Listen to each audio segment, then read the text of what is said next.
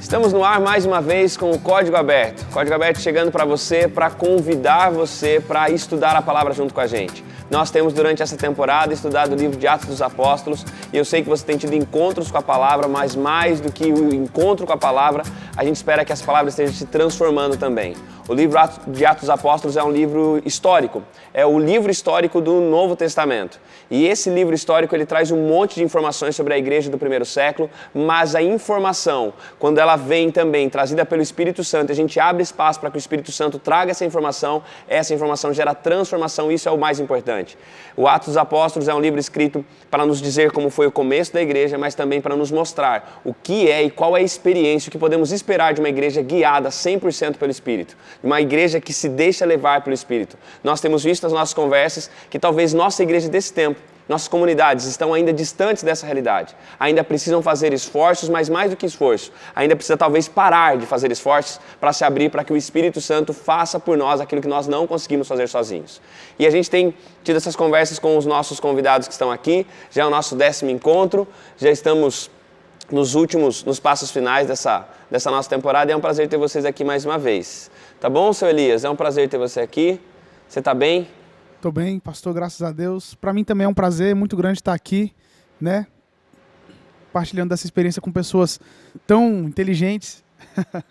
Tô aprendendo muito aqui nessa temporada. É algo diferente para mim. E também tá ouvindo coisas boas aqui, músicas maravilhosas, tendo amigos aqui com a gente, né? Nossos mestres ali. É um prazer.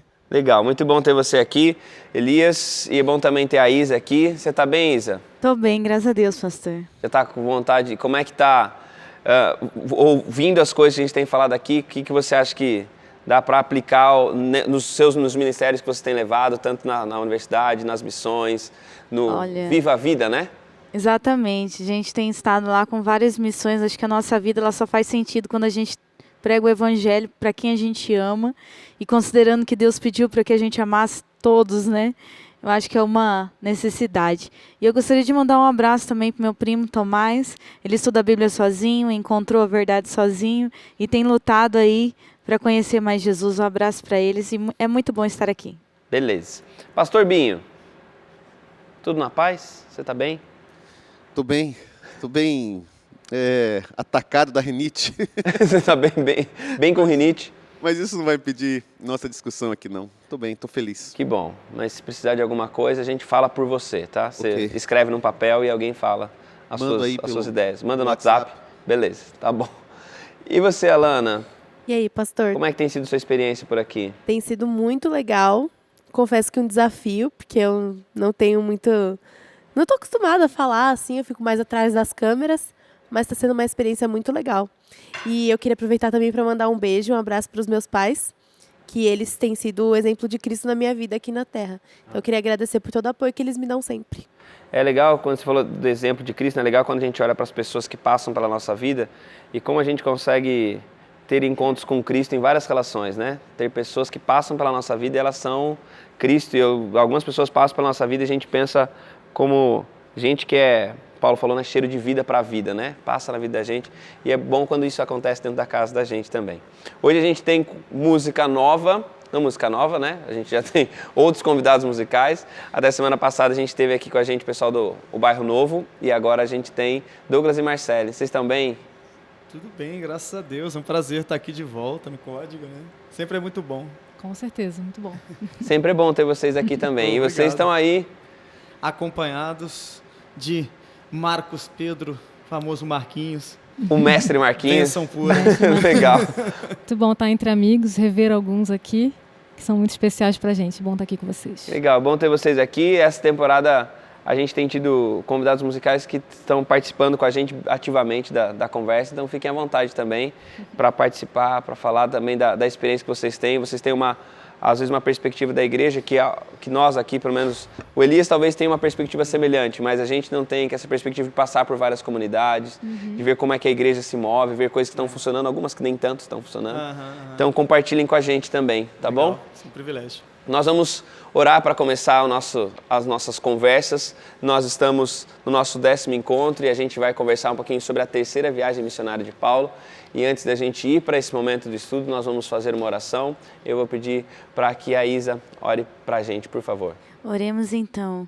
Nosso maravilhoso Deus, nós temos o privilégio de ter a Tua palavra em nossas mãos, de uma forma livre para que possamos estudá-la, pois muitas vidas, Senhor, foram dadas para que isso chegasse até nós.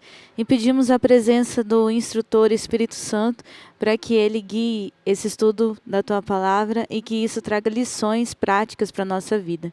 Em nome de Jesus eu te peço. Amém. Amém. Quando a gente está falando, nós estamos falando já da terceira viagem missionária de Paulo.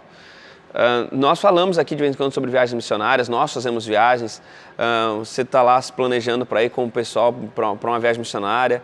Eu estou voltando, né, na última série de julho, saí com o pessoal também uma viagem missionária. A Isa está aí também fazendo essas viagens. Quando a gente olha para Paulo, ele está todo o tempo nessas viagens. Como é que surgia, como é que dava, como é que era, de onde vinha o itinerário de Paulo? O que a gente vê? Já estamos falando da terceira, mas o que a gente vê que era o que determinava esse itinerário de Paulo, dessas viagens que ele fazia? Duas coisas assim básicas, né? Aliás, ou três. Primeira, a orientação do Espírito Santo. Ele deveria partir. Alguns momentos você vê Deus dizendo, olha, você vai partir, você vai fazer assim, você vai fazer assado. Segundo, o desejo dele de espalhar a mensagem por todos os cantos. Então tinha questões do coração dele, ele identificava uma região e falou, olha, eu vou para aquela região. E às vezes Deus mudava essa região que ele tinha escolhido. E a terceira era a própria necessidade de visitar essas comunidades para estar repassando com eles o que eles tinham aprendido. Então esses 3 pontos para mim era o que direcionava as viagens de Paulo para ele poder estar fazendo esse trabalho missionário. E pensando na gente hoje, eu preciso esperar, o que eu preciso esperar então para também me lançar em missão? Porque quando você fala, por exemplo, da orientação do Espírito, em alguns momentos parece que Deus diz muito claramente para Paulo, né? Olha, vai para esse lugar. Eu já viajei, outras pessoas saem às vezes em missão e não ouviram isso. As pessoas que não ouvem isso, elas estão indo por conta própria. As pessoas que estão esperando ouvir uma voz assim, elas estão esperando certo. Como é que a gente consegue olhar para a experiência de Paulo, mas entendendo que talvez eu não esteja ouvindo essa voz também? Olha, você tem que ir para tal cidade. Eu acho que muitas vezes Deus impressiona nosso coração quando é despertado na gente uma simpatia pela necessidade do próximo, né? Às vezes a gente vê uma situação difícil que alguém deve estar vivendo e isso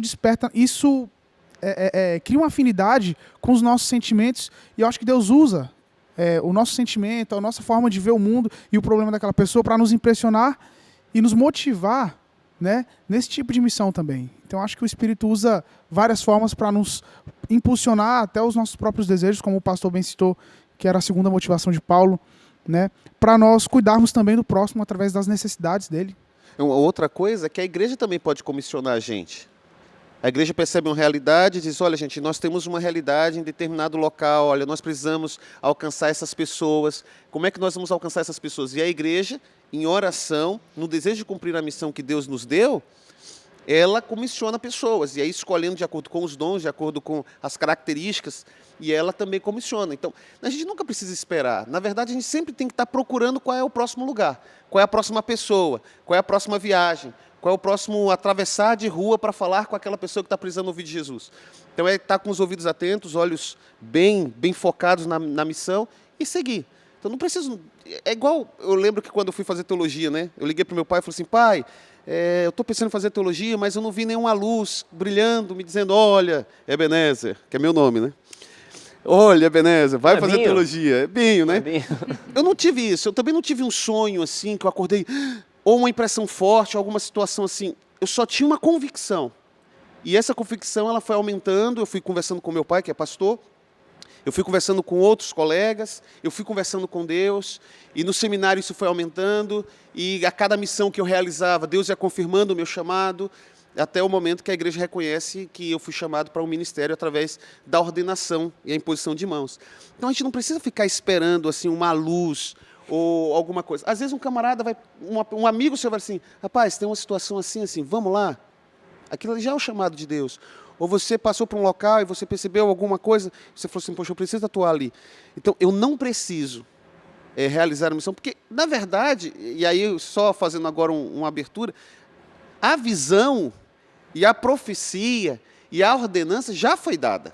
Agora, a gente tem que começar a praticar ela constantemente. E o interessante é que muitas vezes a gente espera essa coisa sobrenatural, essa voz, ouvir essa coisa de Deus, mas às vezes, às vezes a gente só vai perceber esse chamado indo no processo. Deus só vai revelando de acordo com os passos que a gente vai dando. Porque eu creio que quando somos chamados para a missão, não é só para ajudar a mudar a vida de alguém através do evangelho, mas também, em primeiro lugar, já é algo para mudar a nossa própria vida. Então eu acho que muito disso se dá no decorrer do processo, né? O aperfeiçoamento do nosso caráter e também, consequentemente, através disso que o Espírito Santo usa, o aperfeiçoamento, o ajudar no aperfeiçoamento do caráter do próximo, né? Exatamente, pastor. Eu acho que missão é primeiramente para salvar o missionário, né?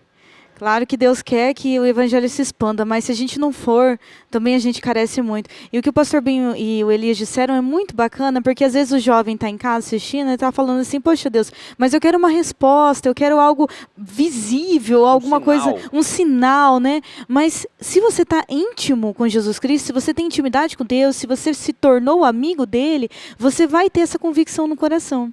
Eu me lembro quando eu tinha 13 anos, que eu estava assistindo um filme em casa, e ali eu me vi, eu tinha certeza que eu ia fazer medicina, que depois eu ia me especializar em psiquiatria, e hoje eu estou na metade do processo, e assim, a convicção, nunca ninguém me tinha falado, mas eu tive essa certeza, porque desde pequena eu busquei assim, conhecer o Senhor. Então assim, vocês jovens, não precisa ficar perdido, né? Deus, ele tem uma estrada, ele tem uma história que ele quer que a gente trilha, basta a gente confiar nele, ser amigo dele, esperar ele falar isso pra gente.